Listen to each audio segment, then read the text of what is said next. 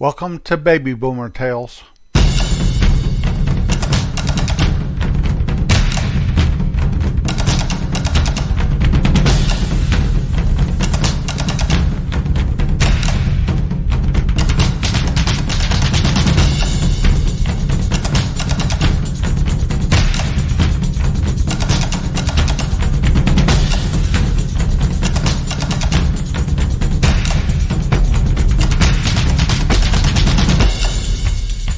You can find us at babyboomertales.com. Once you've arrived, there are links to Spotify, Google Podcasts, Facebook, and more.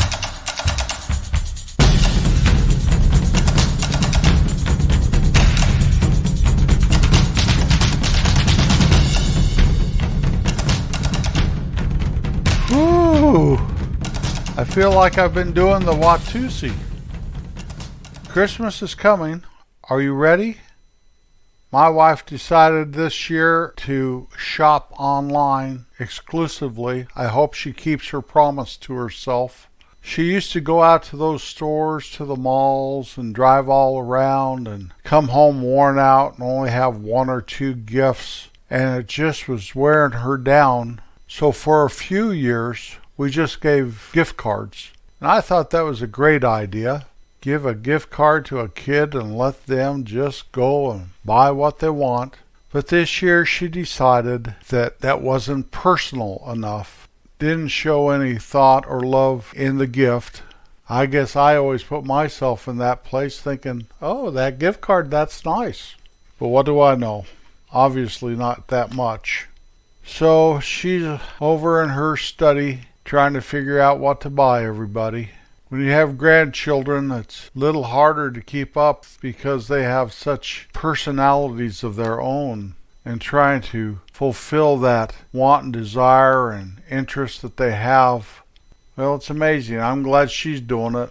But if it's my responsibility, you're getting a gift card. You know, I knew this guy, and he went and applied for a job at this prestigious place over downtown Kansas City, Missouri. And the HR director was looking at his application and said, "This is very impressive. You went to Yale. Would you tell me more about that, please?" And Joe, that's my friend's name, looked right at her and said, "Well, after going to Yale, I really knew that I needed to get a job."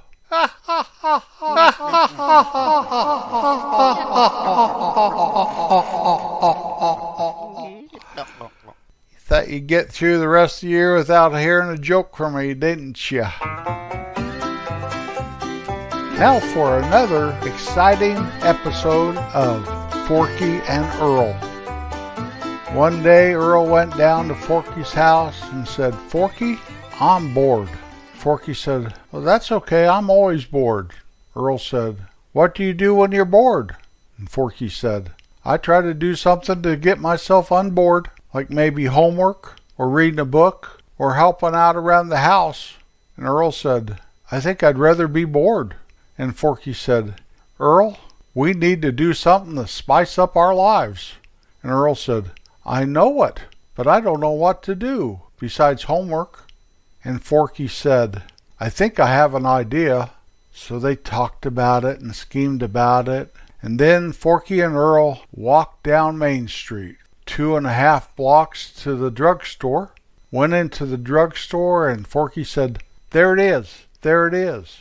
Earl said, "How much does that say it is?" And Forky picked up the box, looked at the bottom of the box, and there was a sticker on the box that said the price.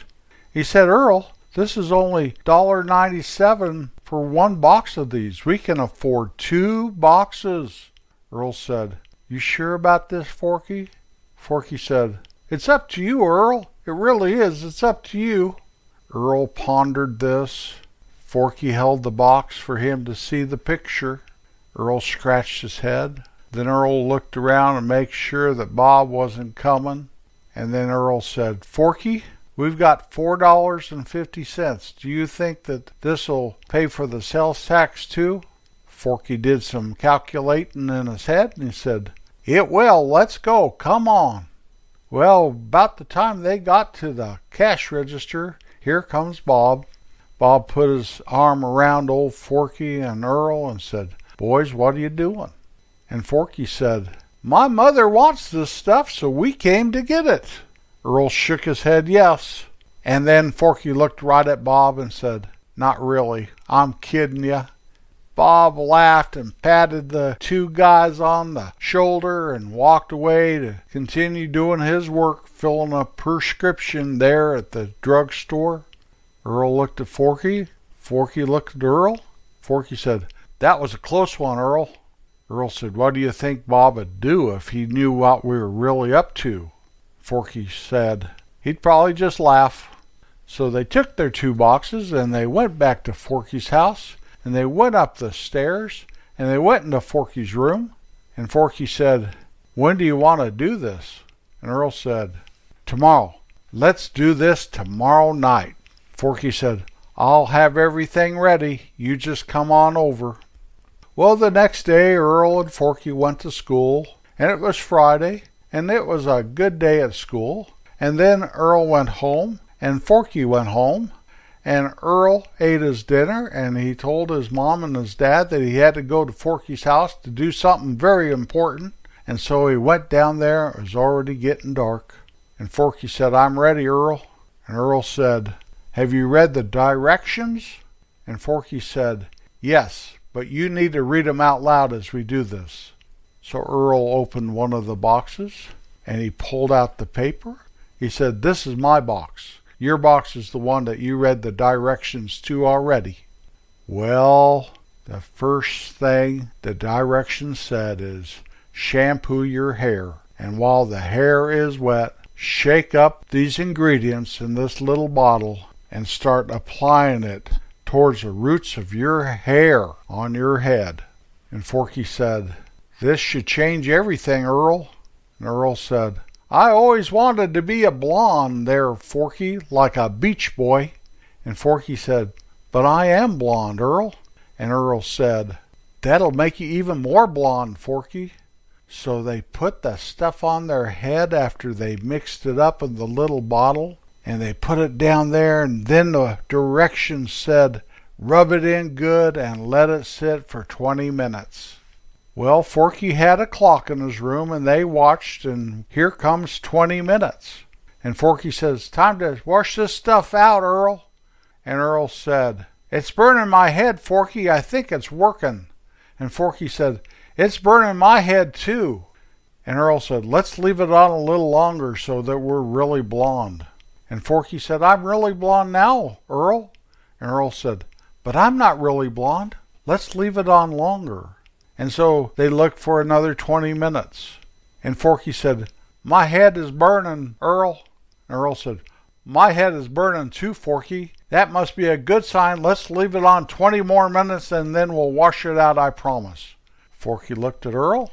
Earl looked at Forky. And Forky said, "Okay, just 20 more minutes." So in 20 minutes they washed it out of their hair. And Forky said, "My head's still burning, Earl." And Earl said, "It's okay, it's okay, it's okay, Forky. Your hair is white, Forky." Forky looked surprised, and he ran to a mirror and he said, "My hair is white, Earl." Then he turned to Earl and he says, "Earl, your hair is psychedelic orange." Earl looked at Forky. Earl ran to the mirror and he looked in the mirror, and it was glowing, orange as could be. Bright orange, oranger than an orange. And Forky and Earl said, "Do you think anyone will notice?" Earl said, "I hope some girls at school notice." And Forky says, "I hope my mom doesn't notice." And Earl said, "I'm sure my mom wouldn't notice." "Well, I've got to go home now, Forky." So Earl went home, and it was dark. And as he approached home, his mom was looking out the window, and she could see him coming, because his hair lit up the night sky, a bright orange glow. Well, our story will end here. We will not tell you how Earl's mother reacted to his new hairdo, or what all the friends and girls said at school that following Monday. I will tell you, though, that Forky and Earl never did that again. Now for the top 10 55 years ago. That's the top 10 popular songs this week in 1966. Number 10, A Place in the Sun, Stevie Wonder. Number 9, Sugar Town, Nancy Sinatra. Number 8 by the Monkees, I'm a Believer. Number 7, Born Free, Roger Williams. Number 6, That's Life, Frank Sinatra. Number 5, You Keep Me Hanging On, The Supremes. Number 4 by Mitch Ryder and the Detroit Wheels, Devil with a Blue Dress On, and Good Golly Miss Molly. Number 3, Good Vibrations, The Beach Boys. Number 2, Mellow Yellow by Donovan. And the number 1 song for the second week in a row by the new vaudeville band, Winchester Cathedral. Love requires sacrifice. When you're a child and then you have brothers and sisters, you have to learn how to be nice to them and share with them and not hit them, and to not be jealous when mom gives them attention if they're crying or they need held or they need to eat. And as you all grow up, you have to learn how to share, that you're not the only kid anymore. As you grow up and you make friends, you have to learn how to be kind and how to let someone go first, or how to laugh when they tell you a joke, or how to not make fun of them if they're different than you. Sometimes that feels like a sacrifice because everybody else is doing it, and you must be nice to them. And you want to be nice to them. You don't want to be mean. You don't want to hurt their feelings. But it'd be so much easier to join the kids that are making fun of them. And when you tell your mom, and she tells you how proud she is of you, that you stood up for what was right and for a friend and weren't mean to them. You said, Mom, I wanted to be because everybody else was being that way. And your mother looks at you and says, honey, sometimes loving somebody and being nice is a harder way, but it is always the best way. Well, as you grow older and your friends become girls also, you have to learn and have to be nice and have to put them first and to open the doors for them and to not make fun of them in any way. As you grow up and you have a wife and then children, there is really, truly a sacrifice. Number 1, you always have to go to work to provide for your family so your children can have shoes and a warm house and a full stomach, and that your wife doesn't have to worry that they won't have a place to live anymore because you have sacrificed so much, and it's only normal and it's only right to put somebody else first instead of yourself. When your children are babies, it truly is a sacrifice to change a dirty, nasty diaper at 2 in the morning, or to feed your child and not get mad at them when they dump their cereal on the floor. How about your dog when it's a puppy and it pees and poops on the floor? Are you going to beat it and turn it into a timid, unloved thing? Or are you going to take the time to teach it how to go to the bathroom outside? And as they get older, they surely will, if you teach it with love and sacrifice. As you grow older, and maybe things aren't as easy as they used to be, do you always put your mate first?